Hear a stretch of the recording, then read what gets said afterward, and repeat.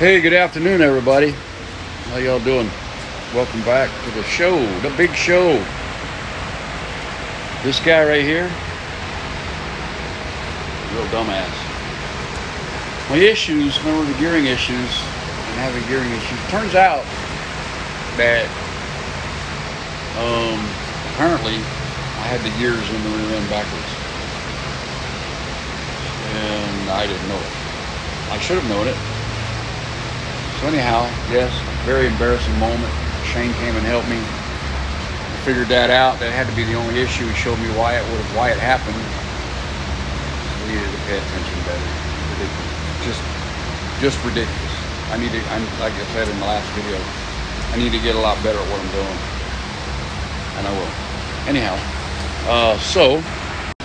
we got the rear end still tore apart. That's going to go back together here in a minute. I'm also going to make sure that these bearings are in good shape on the bird cages. I also have to adjust the valves, and we're ready to go. Belly pan on, and pretty much ready to go. Ready to rock and roll. I got to change some tires. I got a set of new ones in the trailer.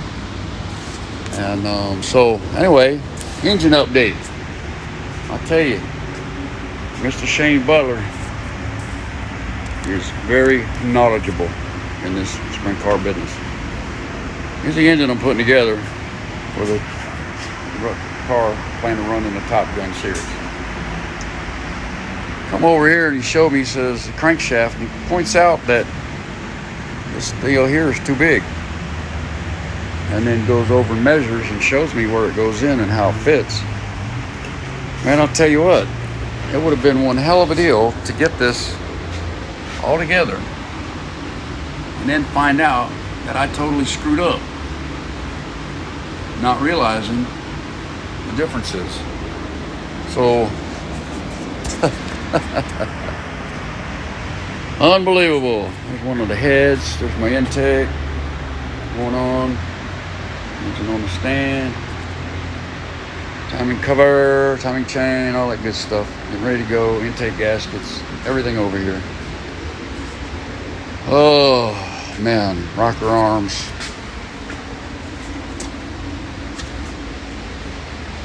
Girdles, brown box, head gaskets, get the right fit. All my rings, bearings. So, we're gonna work on this rear end, get it buttoned up, and then get these take this apart and get all these bird cage bearings lubed good, and so we will. I gotta get a haircut too. Oof, looking shabby. So anyway, we're gonna take care of all that, and then we will be back. Okay, good morning, everybody. It's the next day.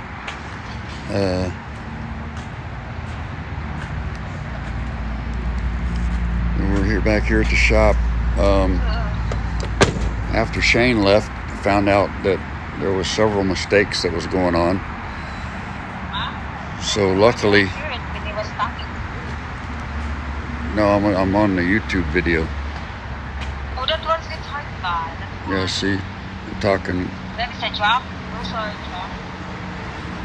drop. So what I got done was I completely redid and lubed the bird cage bearings. I took all that apart on the rear end, both sides, got it all put back together, and readjusted the left rear shock, and then I got the valves adjusted, and I got everything back together, ready to rock and roll for practice tomorrow. So now what I found out was that I had the wrong back part of the crankshaft on this engine going into the dirt car. So I have been doing nothing for several hours now, grinding on that to make it round so that it will fit into the torque tube housing on the back of the motor plate. So that's what I'm doing now, so that I can get it right. So anyway, we'll update you on the progress. and let you know how things are going. Toodles. Well, okay, everybody. Hello from Inverness, Florida, Citrus County Speedway. We have arrived for practice night, and there are quite a few cars here, more showing up. We got the hot rod ready. We are going to see if we can't get fast around here quick. Car set up, ready to go. So we'll be practicing soon.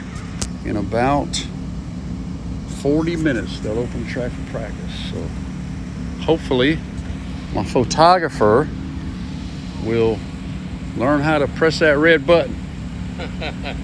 We'll see if we can't get some video tonight, but that's okay. He's got to push me on the track and then get somewhere safe, and then find a place to video from. It'll be a long walk, so if he don't make it, we'll see. If he can get a little bit of practice laps in, that's good. So here we are. So let's see how it works.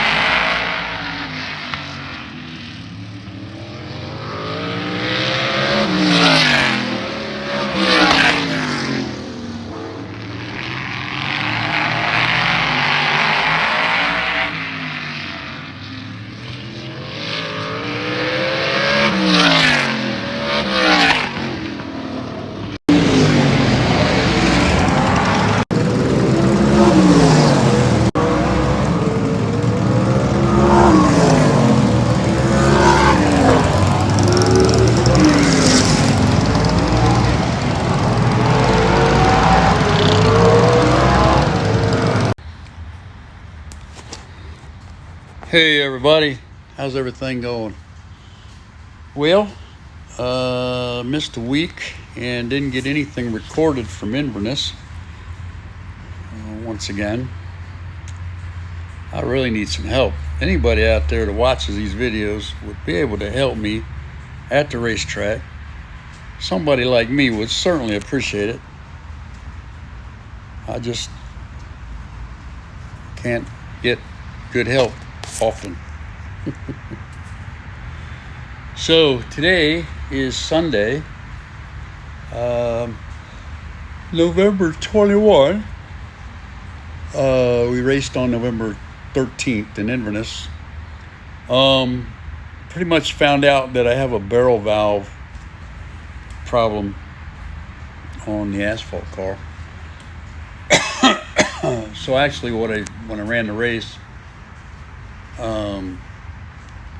I pretty much ran 3/4 throttle. That's at the position where the barrel valve was wide open.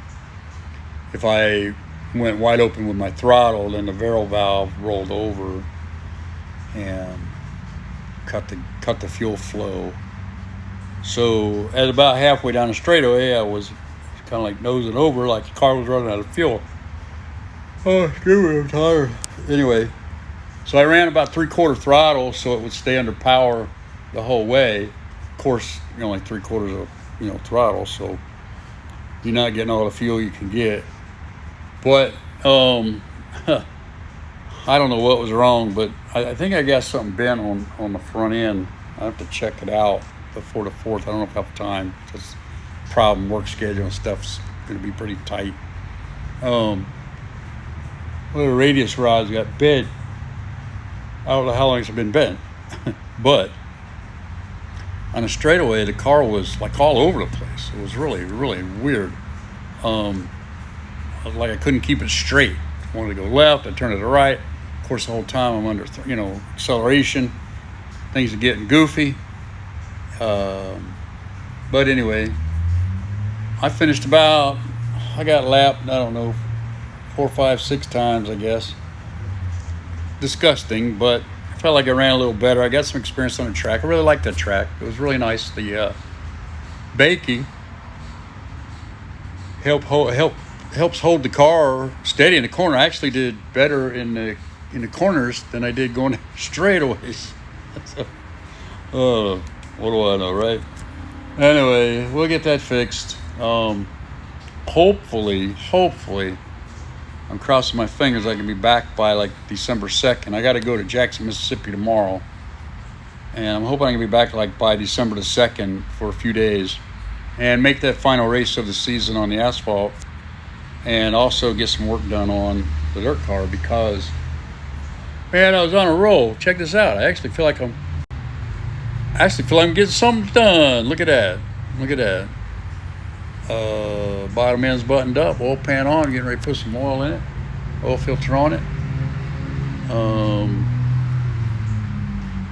Starting to look like an engine instead of a mess. Cam timing was way off. Centered it dot to dot on it. Put a double roller timing chain in instead of a gear. It always change that, no big deal. Anyway, put double roll time chain, and I set up dot to dot. Cam maker. Oh, excuse me, sorry, I'm yawning my head off. Cam maker told me run 4 degrees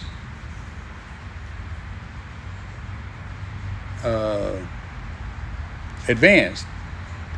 So I thought that meant it was ground 4 degrees advance. So I put it in dot to dot and numbers were like weird. I was close and that was the intake open. Everything else was screwed up. I don't know, it was very odd. So I took it all back apart. I had it ready to go. I thought I was good to go. But anyway,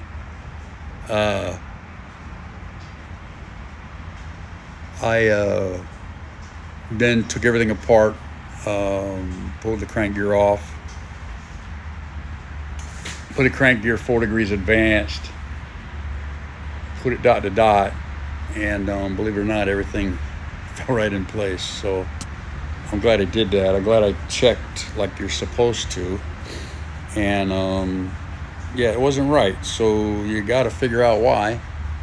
And now I feel a lot more confident. So I started putting everything back together. The front end, open gasket. I'm pretty sure my oil pump is set right. I put some clay in there to check it. It hit the bottom of the pan. I readjusted everything, so I hope I'm good to go now. Anyway, as you can see, oil pan is on. Got one head on, and the reason I stopped is because I have no push rods. So I guess if again in the morning, we get here early, and I have adjustable push rods, but you can't. What I'm in the middle of, the head's not torqued, and neither are the studs or the guide plates. Nothing's in there on the head yet. But what I'm looking to do is to check my valve to piston clearance, and you need regular push rods to do that. You can't use the measuring push rods; they're not strong enough. They'll bend. So I have no push rods in this shop anywhere with all these engines.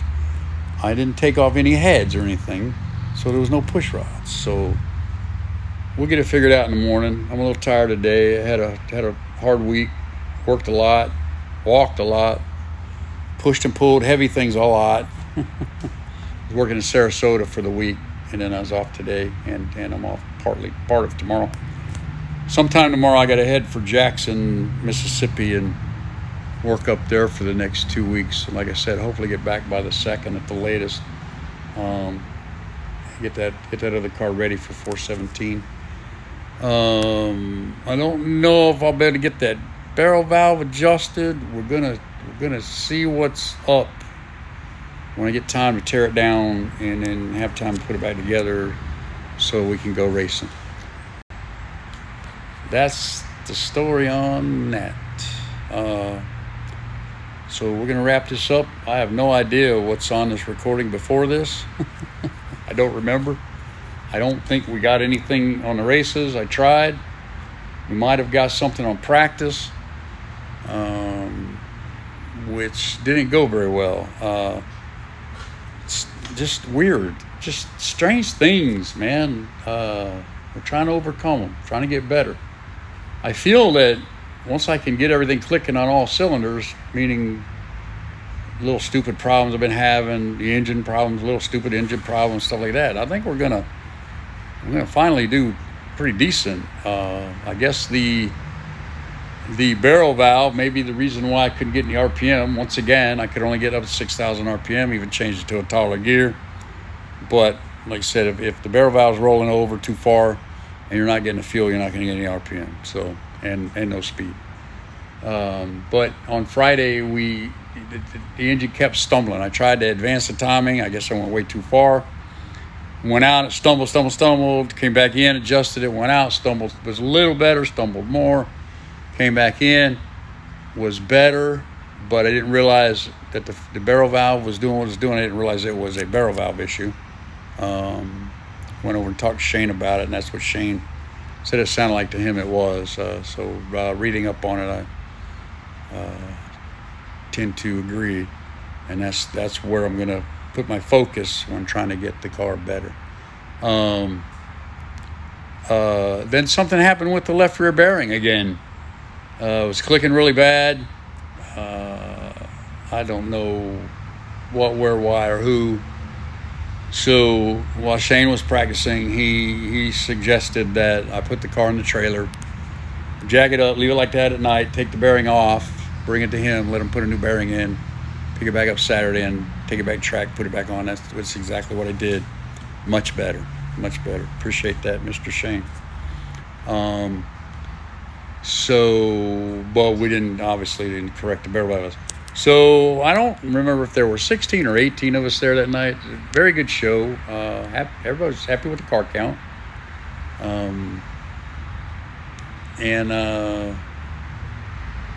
So I finished 10th. Not bad for being on 3 legs, right? A 3-legged horse in the race. Finished 10th. I think I completed 30 of the 40 laps, or maybe 32, 33. It was a hot race for first and second. I was like being lapped, and stuff. So I figured I wasn't going to gain anything else. So I got off the track, got out of everybody's way. There were 9 more running when I got off the track. So that put me in 10th. So, I guess I can't complain for all the problems. Valuable points. I don't know where I'm ended up. Rick was a little slow with the points this week. I don't know if he had issues with his website or what was going on, but I'm sure he'll correct them. That was only, out of all the races I've been rained out this year, that was only my 4th race this year. All year, November 13th, my 4th race. Wow. We have had a lot of issues with rain this year, a lot. So anyway, I'll see y'all tomorrow. Hopefully I'll have the adjustable push rods. She is starting to look like a hot rod engine going right in that hole. Right there. Ba-boom. All right, we'll see y'all later.